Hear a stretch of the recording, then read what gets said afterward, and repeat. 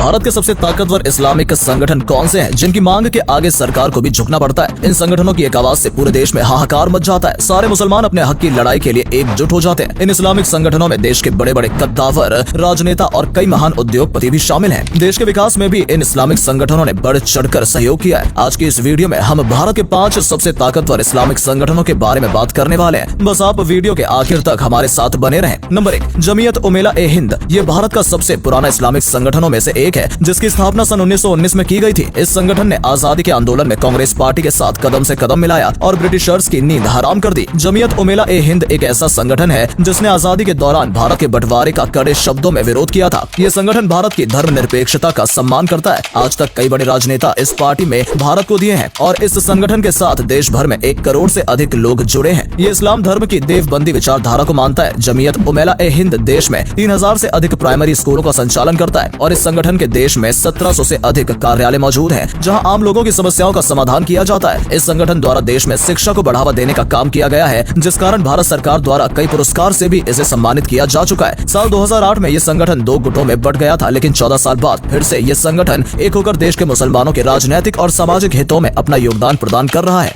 Number 2, Tablighi Jamaat. ये मुसलमानों का दुनिया का सबसे बड़ा संगठन माना जाता है। सन 1926 में मौलाना मोहम्मद इलियास कांदलवी ने इस संगठन की स्थापना की थी। ये पूरी तरह से एक गैर राजनीतिक संगठन है। इस संगठन का उद्देश्य दुनिया में इस्लाम धर्म का प्रचार प्रसार करना है। ये संगठन इस्लाम धर्म के सुन्नी समुदाय के लोगों का है। आज भारत सहित दुनिया के 150 से अधिक देशों में इस संगठन से लोग जुड़े हुए हैं। साथ ही संगठन के कुल सदस्यों की संख्या 35 करोड़ से अधिक बताई जाती है। तबलीगी जमात द्वारा अलग अलग देशों में हर साल मरकज का आयोजन किया जाता है। भारत में दिल्ली, मुंबई, भोपाल और हैदराबाद जैसे बड़े शहरों में मरकज का आयोजन होता है। वहीं बांग्लादेश के ढाका शहर में आयोजित होने वाले सालाना समारोह में 1 करोड़ से अधिक लोग जुड़ते हैं। तबलीगी जमात से आज रूस, America, Japan, Indonesia, Germany, France जैसे कई देशों के लोग शामिल हैं। इस संगठन के लोग 10, 20 या 30 लोगों का ग्रुप बनाते हैं और अलग अलग देशों में जाते हैं। वो वहाँ जाकर मस्जिदों में ठहरते हैं और इस्लाम धर्म का प्रचार प्रसार करते हैं। मुसलमानों को ये धार्मिक शिक्षा देते हैं और साथ ही रोजाना नमाज पढ़ने की प्रेरणा भी देते हैं। तबलीगी जमात का पूरे भारत में अच्छा खासा प्रभाव देखने को मिलता है। हालांकि आपको जानकर हैरानी होगी कि सऊदी अरब में इस संगठन को बैन किया जा चुका है। Number 3, all India Muslim personal law board. मुसलमानों से जुड़ा जब भी कोई मुद्दा भारत में उठता है तो उसमें all India Muslim personal law board का नाम जरूर शामिल होता है। ये भारत में मुसलमानों की ऐसी प्रतिनिधि संस्था मानी जाती है जो मुसलमानों के मुद्दों के निपटारे के लिए मुस्लिम कानून या शरीयत की वकालत करती है। भारत में मुसलमानों से जुड़े सिविल मामले मुस्लिम पर्सनल लॉ शरीयत एक्ट 1937 से परिचालित किए जाते हैं। इस संगठन की स्थापना मुस्लिम धर्म गुरुओं ने मिलकर सन 1972 में की थी, जब भारत सरकार एडॉप्शन के ऊपर कानून लाने जा रही थी। इस संगठन की स्थापना में जमीयत उलेमा ए हिंद का भी महत्वपूर्ण योगदान रहा था। मुस्लिम पर्सनल लॉ बोर्ड ने सरकार के फैसले का कड़ा विरोध किया। इसके अलावा भी 50 से अधिक सरकार के शरीयत विरोधी कानूनों का यह संगठन विरोध कर चुका है। असदुद्दीन ओवैसी भी इस संगठन से जुड़े हैं। यूनिफॉर्म सिविल कोड और नागरिकता संशोधन कानून का भी मुस्लिम पर्सनल लॉ बोर्ड द्वारा विरोध किया जा चुका है। बाबरी मस्जिद की पैरवी भी कोर्ट में इस संगठन के द्वारा ही की गई थी। ये एक ऐसा संगठन है जिसमें शिया, सुन्नी और अन्य सभी जमातों के मुसलमान एक साथ एक मंच पर काम करते नजर आते हैं। मौलाना राबे हसवी नदवी पिछले काफी समय से इस संगठन के अध्यक्ष बने हुए हैं। Number 4, AIMIM। AIMIM भारत की सबसे बड़ी राजनीतिक पार्टी मानी जाती है। इस पार्टी का पूरा नाम ऑल इंडिया मजलिस ए इत्तेहादुल मुस्लिमीन है और ये भारत के सबसे ताकतवर इस्लामिक संगठनों में से एक है। इसकी स्थापना सन 1927 में ब्रिटिश भारत के हैदराबाद राज्य में नवाबों के द्वारा की गई थी। AIMIM के द्वारा देश भर में 12 कॉलेज, 9 हाई स्कूल और 2 हॉस्पिटल संचालित किए जाते हैं। ओवैसी स्कूल ऑफ एक्सीलेंस और दक्कन मेडिकल कॉलेज की गिनती भारत के टॉप शिक्षा संस्थानों में होती है। ये एक ऐसा संगठन है भारत के मुसलमानों की आवाज को बड़े मंच पर लाता है। इस संगठन के कई राजनेता भारतीय संसद के भी सदस्य हैं। सन 1984 से लेकर आज तक AIMIM की हैदराबाद की सीट से चुनाव जीतती आई है। वर्तमान समय में असदुद्दीन